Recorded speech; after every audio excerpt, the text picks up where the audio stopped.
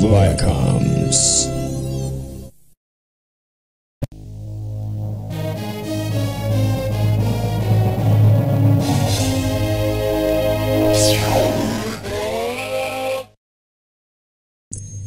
It's time for a homebrew commentary.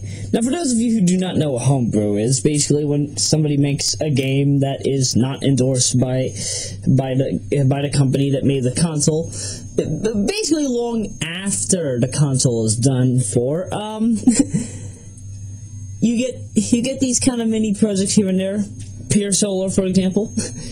Oh, like Pure Solar is awesome. If you haven't played it yet, please do. Anywho, Pure Solar is not the topic today. Welcome to Project MD. This homebrew title was created by Sik and Oerg866.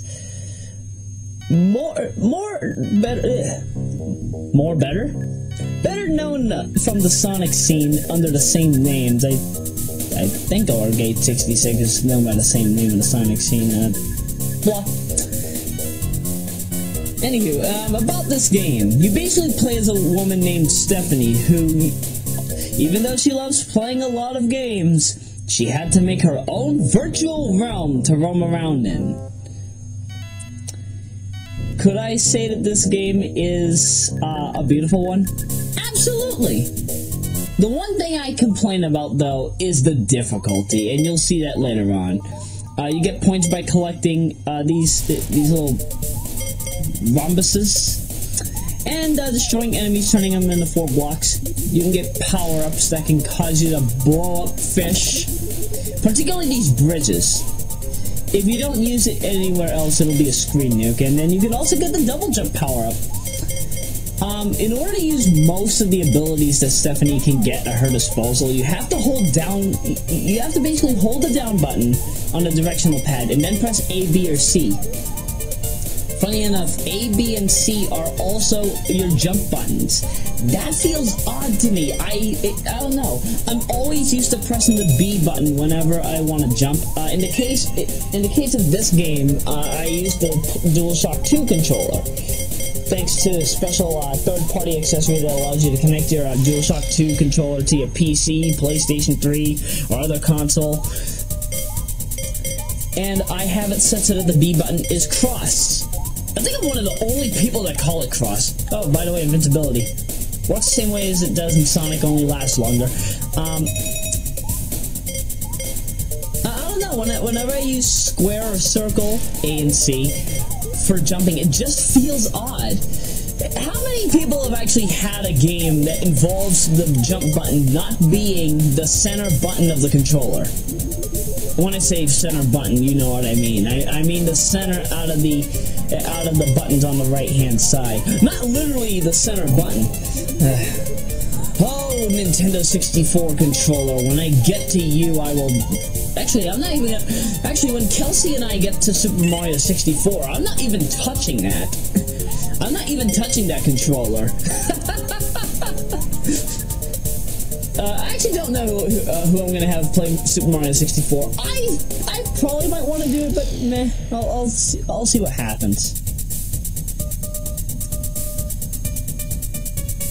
Like the Sonic games, you have a time limit if you want to get a time bonus. However, if you want to do some of the harder levels, Water Lava, well, even though it's not completed, I'm figuring when it's completed, it'll be longer.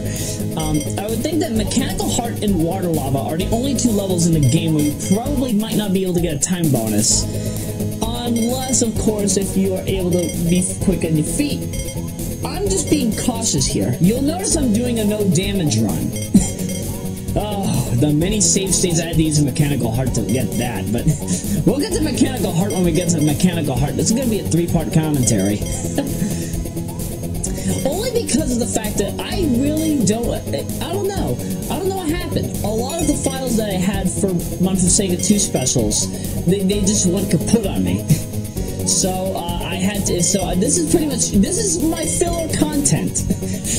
But I won't lie, it helps get another commentary on the channel, helps promote Sik and Oerg866's project. I don't even know if this is still being worked on. I mean, back in 2011, I heard it was. Well, actually, I didn't find out about this game until 2013 when I got the public domain portion of what is it? A Good Gen 3.21. And then I started, you know, looking around on the forums, Sega 16. I'm not a member on there, by the way. I just go on there for occasional research, like sometimes about ROM revisions and whatnot. And, you know, I found out more about this game. So apparently this game was put on a semi-hiatus back in 2012, but it's still being worked on. From what I had read on the official thread from Sega 16. If it is not still doing anything, like if they're not still doing anything, then I guess this is the final build we'll ever get. But that's why I put Project MD and in 2012 in parentheses on the side, so that you know this is probably not the final version we're going to be seeing. There's a 2011 version that I have done a complete run of. And it's basically the same thing as this. The only thing is it lacks the music, and it shows you the status of how each level went through, like the progress of each stage, like whether it's finished or started or whatnot. And checkpoint. I'm actually kind of surprised I didn't say that until now. Oh yeah, about this power up. Yeah, Stephany can blow hearts. How this destroys enemies is beyond me, but I guess kissing at people is deadly. Poison Ivy made that famous. If you haven't watched Batman and Robin starring George Clooney and Arnold Schwarzenegger, please watch it. It's kind of mandatory. Also, these little bits and parts of a computer processor, particularly the red, yeah, particularly the red. Are they called cans? I know they're not cans in actual life. I'm just trying to make a decent. Does some reference work here? I don't even know. But you might have noticed that there were like these little white powdery latches or whatever it was on them. Don't touch those. Those will damage you. Unlike Sonic, even though yes, these two games were, I mean, even though this game was made by two Sonic hackers, Project MD is in no way involving rings. These rhombuses I'm collecting, these rhombuses do not increase your health at all. Only the heart power-up can increase your health by one hit. Yeah, that's right. This game really limits you in the amount of health you can get. It's really kind of sad. But back to what's on screen. This is Gatorade. Gatorade is kind of like that. Dang, what was the name of that level? In Dr. Robotnik's Creature Capture, if you beat Marky Jester's time, I think it was 3 hours, 57 minutes, and 23 seconds. Marky, correct me if I'm wrong on that. It's been a long time since I've played that hack. I'd probably have to look back at my commentary for that. Actually, now that I think of it, checkpoint. Is that gonna be an ongoing gag? But yeah, the bonus level kind of looked almost exactly like this, so that's why I'm kind of thinking Gatorade came. Gatorade reminds me of a drink. Oh, Gatorade! I'm sorry. I don't know, I'm thinking all over the place today. But yeah, the whole disco approach, the whole digital dimension feel, these are the kind of levels I would love to see more of in later titles. As for me, like for those of you who do not know, I also have been working on my own titles for literally 11 years. I haven't really done the whole technical portion of it. I'm more for the storyline and the concept art. If anybody actually does want to contribute to any of my projects, feel free. I mean, these are open projects, even though I do plan on making a profit from them someday in the future. You know, it's good to help. Checkpoint. It's good to help out a guy that's in need of getting his way in the game concept world. Funny thing, I've been writing game stories for like for over 11 years, and yet I have not released an official title. Surprising, right? I've been doing this since 2003, and yet I haven't released the title yet. Oh, fun times. Also, you might notice when Stephany destroys most of these enemies. Oh yeah, be careful; those are spikes, despite what you might think. Checkpoint. God dang, I was off. I'll talk about that later. You might notice most of these enemies that I destroy end up turning into 4 pieces. If this were more like, say, a 32X game, or maybe a game that had more graphics level, a higher graphics level, so to speak, I would think that, like, these little turning wheels here, these wheels that you bounce on and blow kisses at and destroy them, I don't know, seeing that turn into 4 pieces just kind of irks me. I would have thought, like, hey, maybe they'll all break off into their own separate little pieces. But I guess that's what happens when you make a... Well, actually, hang on. There were a lot of Genesis games that did it in later years. Vector Man in particular. Oh, I love Vector Man. I actually recorded Vector Man sometime earlier last year. I haven't gotten around to it. Troy is doing his own Vector Man commentary on Super TNT 94, so if you want to take a look at that, I'll leave a link to part 1. Actually, speaking of which, I also might need to leave a link to the official Project MD site so that you can support them. Also, this is by far the best weapon in the game, Spark. Yep, that's right. She has a Kirby ability. She can protect herself from projectiles, unlike Kirby. She can turn things into snowballs, unlike Kirby. And also, it took me a while to figure out. That you can actually. You are completely immune to checkpoint. You are completely immune to electricity when you have this power. It took me a while to figure that out in the next level. I think it's called pixelated something, I forget.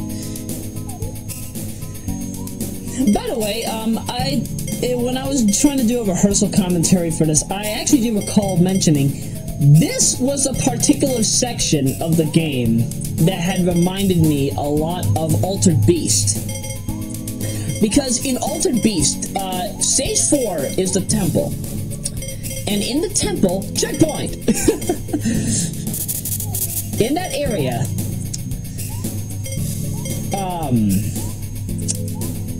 there was a cave. The temple kind of looked like this cave. Frozen Memories resembled Stage 4 of Altered Beast a lot. I don't know. This was the first thing that I thought of when I started playing this game. I don't know if that was intentional on the part of either Sik or Oerg866. I actually don't know who did the artwork for this game. I'll have to double check the credits. But if I had to say, perfect job.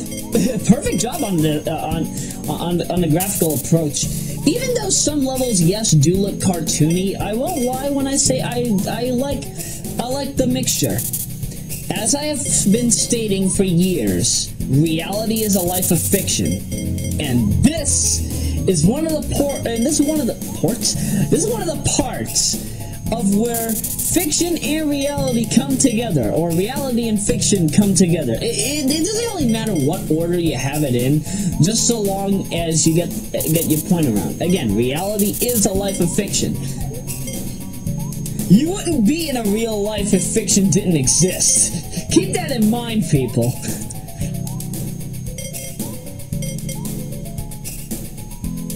Also, what's up with the zeros and ones?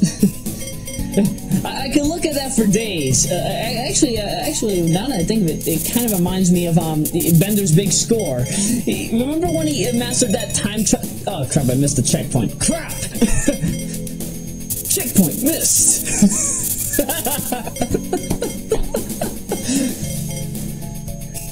But yeah, Oh, this is where the blocks start getting faster. Timed jumps. Timed jumps. Timed hits. So yeah, when Bender pushed down on his button, 0011. Also, if you kept your spark up to now, you'd be able to power up that battery to get the 1-up.